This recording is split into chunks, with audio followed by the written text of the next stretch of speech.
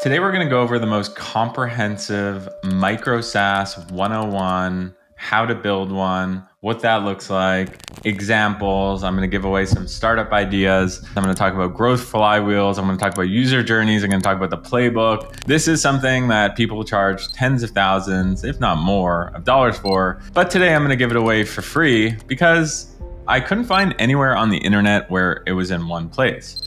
So my hope is that by the end of this episode, you have a really good idea around how to build a MicroSaaS business, what that actually even means, what's the difference between SaaS and MicroSaaS, and just get your creative juices flowing so that you can actually go and use AI to build some of these MicroSaaS businesses, either if you have a full-time job and you just want to build something on the side, if you just want to learn, or if you want to go all in and make MicroSaaS your main thing. So let's get right into it.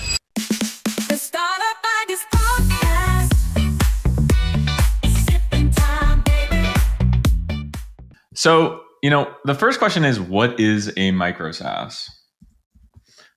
So the difference between a MicroSaaS and a full-on SaaS is that a MicroSaaS is focused on a niche.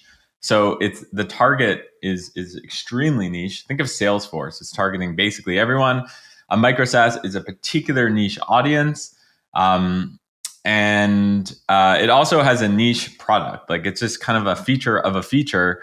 And it's also focused on profitability, whereas, a successful MicroSaaS might get you 10, 20, 30, 50K a month of profit. And it's also focused on, you could be built with a solo or tiny team. Why build one? It doesn't cost a lot of money to build. Typically, these MicroSaaS have 80 to 90% margin. From a lifestyle perspective, we're going to get into it, but some of these things are, they run on not that much. It doesn't require 120 hours a week type thing. You can have 100% of the equity for you and your team. And there's beginning to become this, marketplace or liquidity for exits for some of these things. So let's talk about some examples. My favorite recent example is this company, Bank Statement Converter, because it's so literally simple. This is a business that's doing $40,000 a month of MRR, solo founder. And it's literally exactly what it sounds like. The world's most trusted, quote unquote, bank statement convertible, easily convert PDF bank statements from thousands of banks worldwide into a clean Excel format. So this is the whole thing, right? And why does it work? Well, I think it works because the domain is good. It does a thing very well. It's a pain point that people have, and it's just very, very simple. So that's an example of what a MicroSaaS could be. Another one, this one's at 24K MRR, is this whole idea around projecting in the future your financial net worth. And it's just a nice way to visualize it. They're pricing, I think, $109 a year. So you're talking about, under $10 a month. And that's the whole business. It's just, projecting your financial future. So you can see, right? You can see that these are sort of a feature of a feature. This would be a part of a bigger thing, but they fully focus on it. And in the age of AI, you can actually build a startup that is a feature of a feature, or micro SaaS, because it's just quicker, easier to build with tools like Cursor, etc. Clean Voice, 20K a month MRR. So, edit your podcast in 10 minutes automatically. So it's just the features around, removing your background noise, filler words, long silence, mouse sounds, right? So 15,000 podcasters use it. A lot of, I'm a podcaster or have a podcast. So, I've felt this pain point. So you're starting to notice that a lot of these ideas have like very good brands, very big pain point, clear. And you can, if it works, you can expect, the 5 to 6 figure a month MRR range if it works, right? Now, I'm not going to sugarcoat it. Not everyone who's going to start a MicroSaaS is going to work. just like not everyone who's going to start a startup, it's going to work. The odds are against you.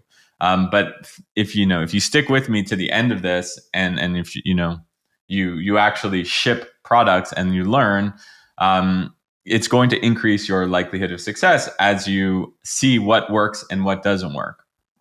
So we're going to talk at the end of the episode about some of the MicroSaaS ideas. I'll give it away.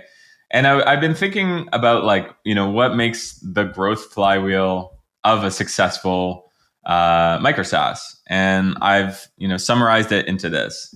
So first, you're going to actually build an audience or a community.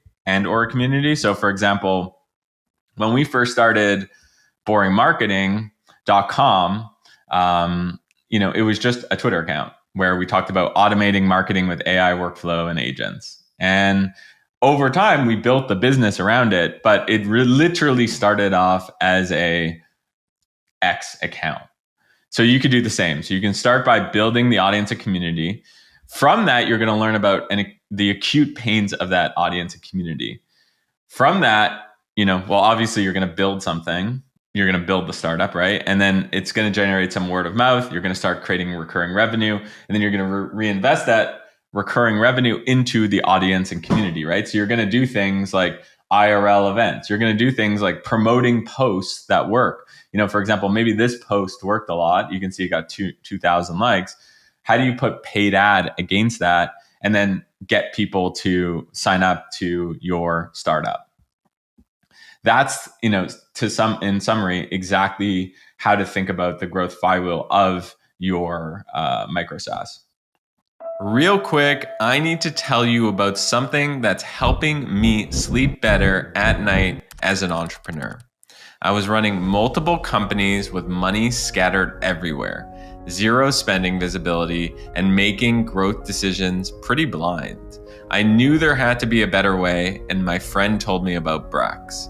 So I switched, and now I have mission control for every dollar, spend management and visibility, virtual cards for my team, and earning cash from the same day treasury product. I was leaving so much money on the table, but not anymore. I have a financial operating system for our businesses to make decisions so I can spend smarter and move faster. And it's been a total game changer. I'm loving Brex so much, I reached out to them and asked them to sponsor the pod. If you're building something real, you need a complete financial operating system like Brex. It'll help you sleep better too, and you can't be mad at that. So let's talk about the user journey of a typical MicroSaaS product. So usually there's a manual workflow that people are doing that's painful. So for example, we talked about the bank statement converter. People were doing this across a bunch of different companies, and it's annoying to do, right? So there's that manual workflow that people were doing, and people look for a fix. Oftentimes they go to Google or ChatGPT or Perplexity to find the fix. They find that MicroSaaS. That's why having a good domain name is really important. Now, by the way, a lot of people are going to say, well, all the .coms are taken and stuff like that. Well, not all of the .coms are taken, first of all. And also these long ones that sound like super long, bank statement converter, you would be surprised how many of them are not taken. They have a wow moment, they use the product, it works. Of course, you need to create a high quality product. Usually there's some trial to value. So maybe it's, a free trial for a few days, they see it works, and then you start paying $19 a month. They're hopefully delighted and they tell some of their friends, or you have, you incentivize them to share it with their Slack for maybe free credits and stuff like that. That creates the referral influx, which creates growth. And the other thing it creates when you share it and people are sharing it on Twitter and Instagram and places like that, it helps with your SEO. So over time, it compounds. And what does that look like from a numbers perspective? So you can think of it as you start getting 10,000, you start by getting 10 visitors a month, but then it gets 100, 1,000, 10,000 site visitors. But let's just use, as an example, 10,000 site visitors a month. 1,500 of them do free trials. That gets into 300 active users that are paying about 150 paying subscribers paying $19 a month. So you end up getting about 30 advocates. And a lot of people focus on these paying subscribers, but you really want to think about how do you get to the top of the funnel. And that's where this audience and community piece is so important. Because if you build an audience and community and you become a creator of some sort, you can definitely earn a lot of attention. And a lot of people say, like, to me at least, they're like, well, easy for you to say, like, you guys created this 0 to 78,000, boring marketer community. It's easy for you to say that, like, yeah, of course you get 10,000 site visits when you post something. But the reality is we started this account, a year and a half or 2 years ago. And we started from zero. So it is totally possible to do. And if you look at it from a financial perspective, like, it's going to suck in the beginning. Like, you're going to be making $0 or $10 a month or $100 a month. But it compounds. I just want to let you know that if you build a good product and you're building a good audience and you're adding to both those things, both from an audience and a product perspective, your month one, you might do $200 a month. You might do 2,000, 6,000, 7,000. If you reinvest these profits into ads, affiliates, and new features, it does compound, assuming, like, competition doesn't get super competitive and assuming you continue to actually reinvest. From an affiliate perspective, what I'm seeing is approximately 20% of, you can give 20% of your revenue to affiliates. You incentivize them with 20%. You can use platforms. I'm not like involved with any of these companies, but you can use platforms like Rewardful to help manage that. I see a lot of MicroSaaSs use this product. I tried to visualize, like, what does the MicroSaaS playbook look like from a visual perspective? So you start by finding the itch, right? So solve your own problem if you can, because you'll know it most intimately. Focus on niche, don't focus on broad, and then validate it with a tweet. Once you're building that audience, you can actually say, like, hey, would anyone want something like this? It's kind of crazy, but there was a guy, I want to bring him on the pod, Josh Pigford. So this guy, Josh Pigford, he was on ideabrowser.com, which I give away one free idea every single day on this product. Sign up if you haven't already. But he was on it, and he basically saw the idea of the day. He said, I'm building it. It was a MicroSaaS idea. He called it NameSnag. It was basically an AI agent that finds profitable expired.com domains. And he just starts building it in public.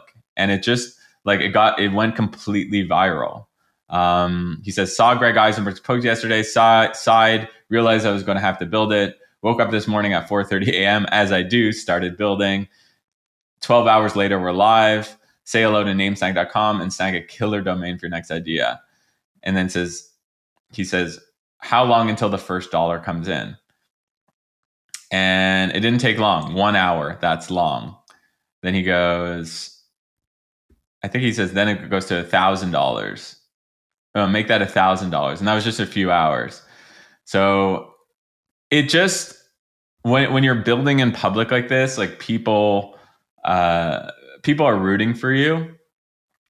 And of course you need to iterate on the idea and add and remove and change the positioning. But this is very much the playbook of how to build a MicroSaaS in public. So you're going to want to build, a weekend MVP. Of course, you could spend a lot of time and make it perfect, but you're not going to want to do that. You're going to want to, vibe code or hire a freelancer or do both to time constrain it to 48 hours. In Josh's case, he actually did it in like 12 hours.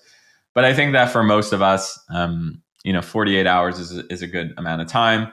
And then you're not going to want to hire people right away, right? You're going to want to build the confidence that you can build something and scale it. So just automate as much as you can. And then just tweet your progress daily. Open up your dashboard and revenue. Maybe share some of that. create feedback loops, and have that distribution first mindset, right? Like just share things on IG, X, LinkedIn. There's two guys that I think do this really well.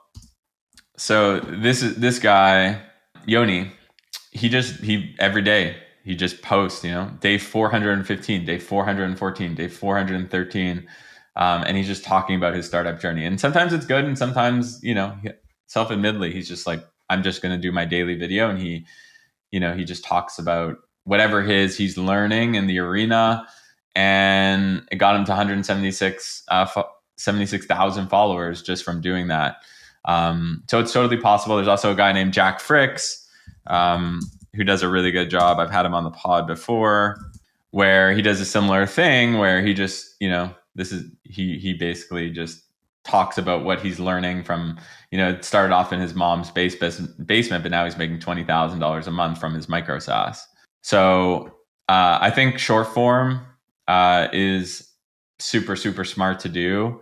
I'm actually horrible at like looking at a camera and doing short form. It is a skill. It will take you time. But I think that if you can master it, and it probably is going to take you 60 days to get good at it, and just do it every day and just share what you're learning in real time. And you can actually repurpose some of that short form and put it on X and LinkedIn. So that's something I definitely recommend you do. From a pricing perspective, like if you can do recurring revenue, because that's obviously the best. You know how much money you're going to come in next month.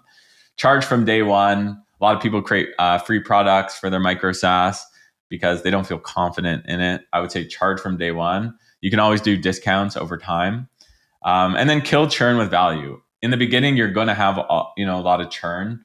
Churn, by the way, what I mean by that is retaining your users. So the hardest part about a MicroSaaS is people go and they cancel, and you don't want them to cancel. So how do you stop them from canceling? Well, you give them more and more and more and more value, such that you're killing churn over time. So don't be scared if your churn is high over time. What that means to you is just you need to go and create more and more value. And your job as the CEO of this thing is to prioritize the things that will add as much value. So you're playing an infinite game. You want to ship weekly improvements, if not daily. And you want to stay, outsource as much as you can. Like build on top of giants is basically what I mean by this. So use, you don't want to recreate things from scratch. Use things like, throw things on the cloud. Use things like Shopify if you need to. Use things, just build on top of, stand on the shoulders of giants. And what's missing from here is also just like be kind with your customers. Like just try to, like as you're building this audience, you're gonna have haters and stuff like that, but like kill them with kindness. Try to add as much value to as people as possible. Set up, tweet notifications in your niche and just respond to people, give value. And over time, you're going to add 5 to 10 followers a day on your audience, and people are going to hear about whatever it is you're building, your MicroSaaS. A few more frameworks that I want to get into, and then we'll get to some of the ideas and how to build them. But the market gap heat map, basically you want to focus, like if you're thinking about, okay, what MicroSaaS, should I create? You want to basically focus on the quadrant of high demand. There's a lot of people that want this thing, and there's few tools. You don't want to focus on high demand and many tools. This is kind of a trap, because this ends up getting focused.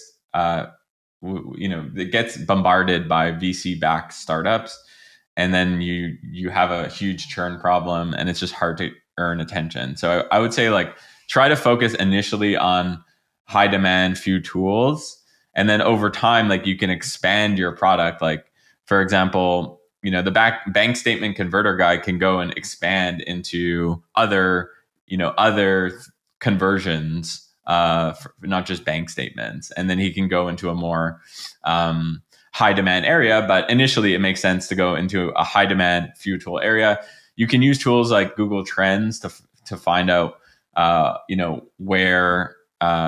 where their demand is, and you can go and see that. And then you can also, I go to ideabrowser.com and see, the trend section where we have different trends, and you can basically just scroll and see like, okay, what is trending right now? Where do I see an opportunity to create, some micro SaaS, some micro SaaS product. The other thing is a lot of people end up building incredible micro SaaS, but they basically they do the hard work around getting attention. They get 25,000 followers on X. People know of them, but they're in a space that people have low willingness to pay. So you want to focus on high pain and high willingness to pay. You don't want to focus on low pain, low willingness, high pain, low willingness, and low pain, high status, right? So when you come up with your idea for your micro SaaS, just come back to the problem pay matrix and make sure that you know that people have a high willingness to pay for this product. So another way to think about it is, if you think about micro SaaS, you want to innovate in a niche and you want it to be high polished. If you think about a plugin, what is a plugin? A plugin is like a Shopify app. You're like built on top of someone's ecosystem. You're a WordPress app. It's niche, but it's low polish. What's a DIY script? That's almost like a GitHub repo. It's like super broad, low polish. And then big box SaaS is like where the Salesforces of the world play in, Microsoft and stuff like that. You want to focus on innovating over here and not so much market dominance, not broad. So it's niche, it's high polish, you've innovated on it in some capacity, and that innovation could either be from a product perspective or even just a marketing and positioning perspective. And that's where you want to be. Okay, let's talk about a few micro SaaS ideas that anyone could steal. My hope here is that now that you understand a little bit about, okay, what is a micro SaaS, how to think about what type of micro SaaS idea I want to do, what makes a good one, a little bit of a playbook. Let's just talk about some ideas that probably could work that fit the bill. And anyone could steal these, and I hope you do, honestly. So the first idea is called PermitSync. And the idea is that a lot of homeowners hit the wall when their city's permit office asks for drawings and affidavits and inspection dates they never heard of. The pain is paperwork paralysis, not hammer skills. So you can basically start by scraping public permit checklists for the 50 most active American cities, drop them into a structured database. The version 1 asks you 3 questions. So you do like almost like a quiz. So the city, the project type, and the square footage, and that spits out a PDF packet. Correctly named forms, an auto-filled address, and a next step checklist. You can ship this in 48 hours. I would use something like Next.js, Supabase, PDF Kit, and then test it on a local Facebook group, like a home reno group. By the way, people think Facebook groups are dead. There's still 1 billion active users in Facebook groups, so you can test a lot of these micro SaaS ideas on Facebook groups. The moat is localization. So every week you can have out two more jurisdictions.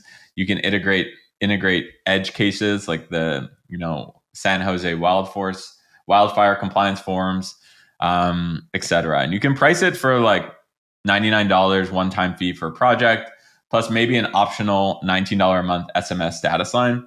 This is something that a lot of micro SaaS products do, is they have a fee and then there's some upsell. So think about when you're building whatever it is, whatever micro SaaS you're building, what is your pricing and then what is your upsell? And then how would you actually grow this? Well, you can post short form, looms or videos, demos titled how to pass an inspection in San Francisco, how to pass an inspection in Miami. And then you get SEO for, San Francisco permit help. You try to get builders forums to link back. So I think there's a big SEO play for this. Long-term county clerks will change forms. I acknowledge this. So treat that churn as an opportunity, upsell them to a $299 a year contract tier with automatic jurisdiction updates. and multi-address dashboard. So this is, to me, like a pretty fun MicroSaaS idea to do, especially if you're into renovations. I like the business model. I think that the growth loop makes sense around the SEO, and it's going to compound. And for people who say like, "Oh, SEO is dead," SEO is dead. No, SEO is not dead. It's still generating tons, like billions of dollars of commerce. And if you do good SEO, it's going to rank you well in ChatGPT anyways and Perplexity anyways. So that's idea number one. Idea number two, and this is one that hits home to me, is called PodScriptor.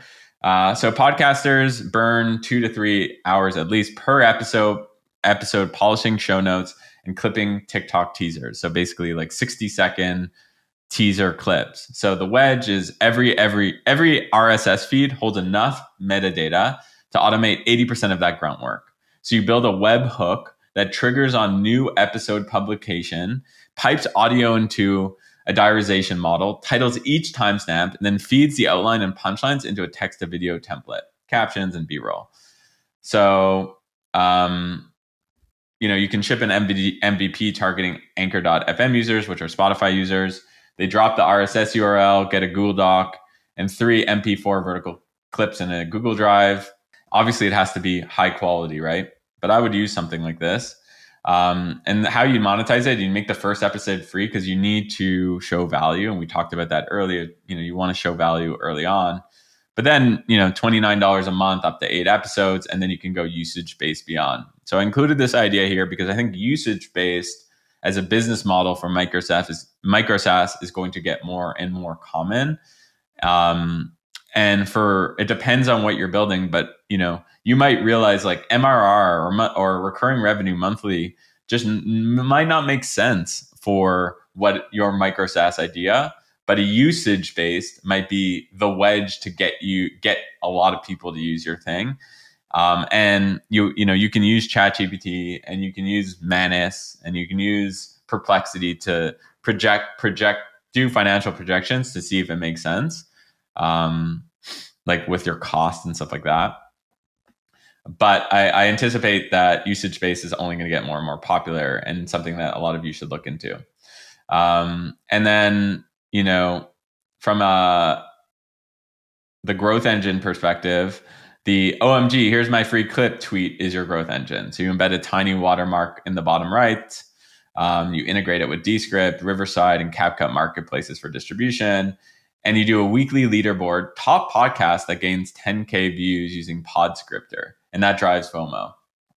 So, thinking like that, not only does that drive FOMO, but it's interesting, right? It's giving value back to the community. So think about like whatever it is, whatever MicroSaaS you're building, like how can you do a weekly email that keeps you top of mind, that you can ultimately create an ad unit that says like upgrade, that adds a lot of value. Once MRR hits $10,000, roll out topic clustering that auto-generates evergreen YouTube playlists and newsletter digest, maybe at $49 a month.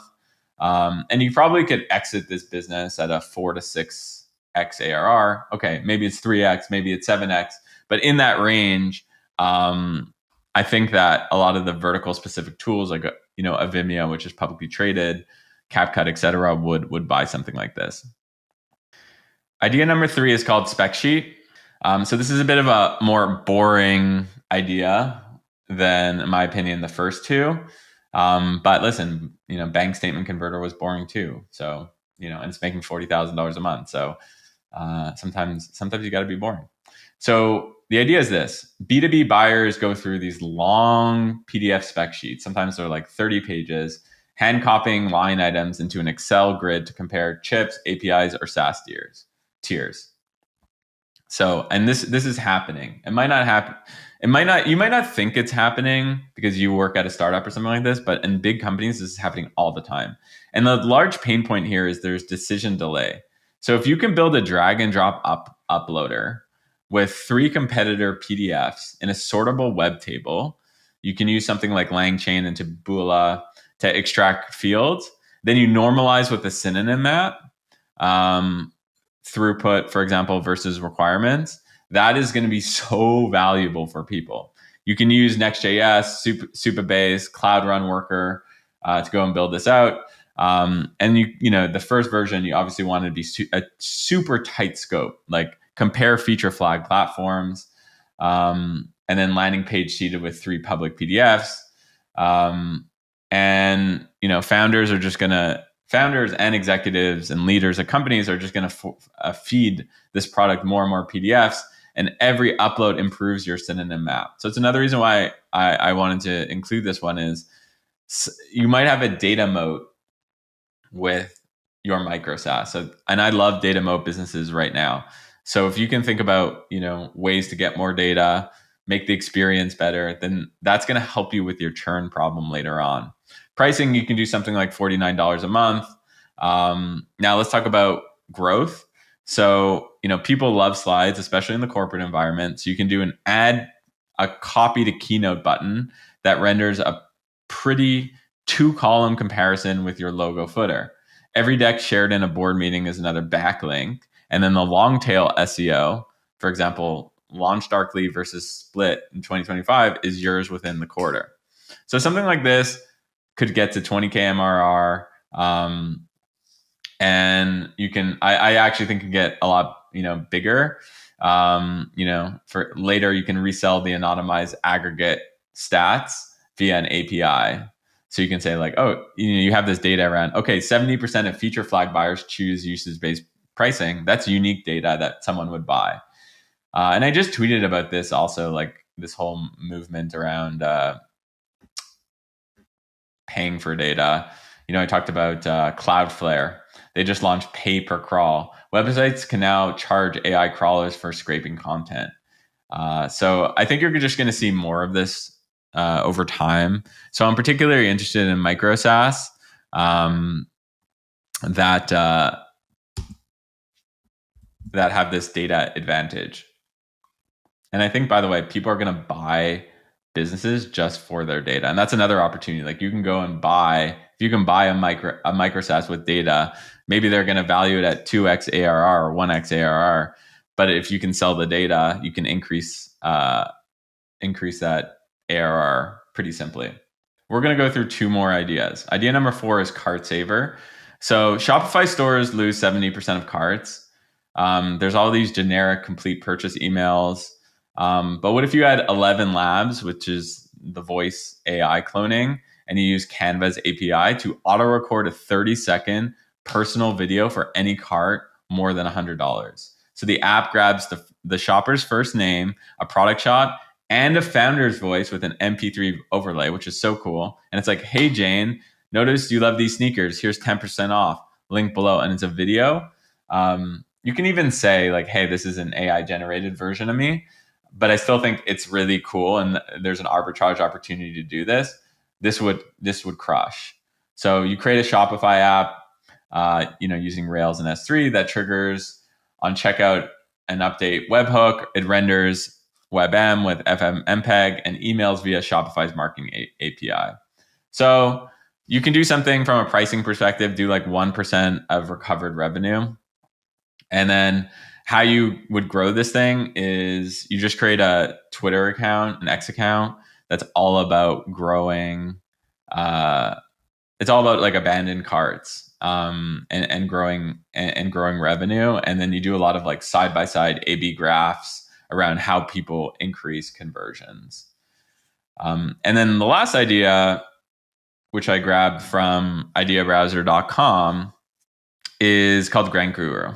So I don't know if any of you have submitted a grant, but it is talk about painful. It takes so long. It's so intense. So people really, really do. They try to avoid it or they just give up. But if there's something called GrantGuru and it asks 5 prompts, like your mission, your impact, your stats, your budget, and then drafts these full proposals matching the foundation's language style and brand, that would be huge. And hopefully make the world, give people the opportunity to do, their life's work and stuff like that. So you can pilot with US-based art nonprofits. The way I would do it is I would scrape 100 winning proposals. I'd train a style transfer template. I'd build an MVP in Django and Stripe. I'd output it in docx with auto-generated cover letter and budget table. And then early users send feedback on tone, fine-tuned by org charts, arts, environmental use. Pricing, you can do something like $149 for the full proposal, or subscribe for $99 a month, unlimited. And then growth, you can publish a public funded via GrantGuru leaderboard.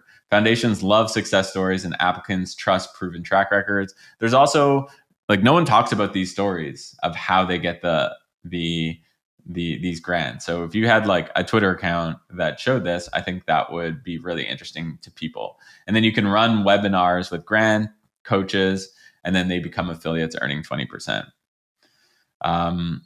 These are some of the ideas, and I bet you as you were going through it, if you're taking notes and stuff like that, you kind of understand now, like, okay, there was a pain point, there's like a wow moment, there's a trial, they tell their friends, there's a media component, right? There's like this building of audience piece. These are focused on high margin. They're low CapEx. They don't require a lot of money. Oftentimes they require less than $500 to build the first version. They're extremely niche at first. Like you don't like a venture-backed company is going to raise $1 billion to go and build this, and it's focused on profitability. So it's not for everyone, right? MicroSaaS is not for everyone. It's really for people like the solo founder who wants a lifestyle business, who finds this interesting, and you can end up building like a bunch of these too, right? Like if you look at Levels.io, Peter Levels, who's probably the most famous indie hacker. Like that's what he has, like a bunch of these, 139K a month, 40K a month, 36K a month, 22K a month, 16K a month. So you can build a portfolio of those. I call that being more of a multipreneur, having multiple products. But if you're just starting out, you want to start with one, prove that you can get to 10K a month, 20K a month. And then over time, you can go and build others, or you can actually buy others. Like I said, this isn't easy. It's not like you're just going to follow this playbook and it's just going to work. There is going to be a lot of pain, and there's going to be a lot of zigs, and there's going to be a lot of zaggings. But if you can figure out how to build audience and community, and you can figure out how to build products that actually speak to the pain, then you're iterating and you're building audience, you're getting more and more people, and your product's getting more and more value, your retention's going more and more down, your engagement's going more and more up, your word of mouth's going more and more up. And it could be extremely life-changing. So I hope this was helpful for people. I tried to make this as concise but comprehensive as I possibly could. I put a lot of work into this. If you like episodes like this of the Startup Ideas podcast, please like and comment so I know to do more of it. And I mean that because otherwise I won't do it. I want to create I want to create value for you. And the last thing I'll say is, I like thinking about this idea radar.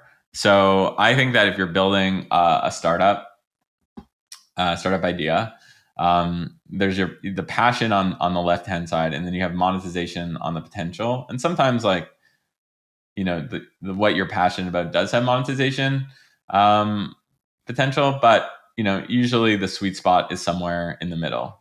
So you want to build something that you're passionate about, that you think that you're going to have fun building every day. And you want to build something that has monetization potential, because that's going to get you to create something that's sustainable, and it's going to get you it's going to get exciting for you, and it's going to place you, it's a leaderboard at the end of the day, right? Like making money is a leaderboard. It's how well are you doing, and how much value are you creating? So, hope this was helpful. I had fun doing this. I think there's a huge opportunity to build MicroSaaS right now. And I can't wait to see what you build. And if you're looking for ideas, there's only one place to go, ideabrowser.com, absolutely free to go and get an idea of the day. Enjoy.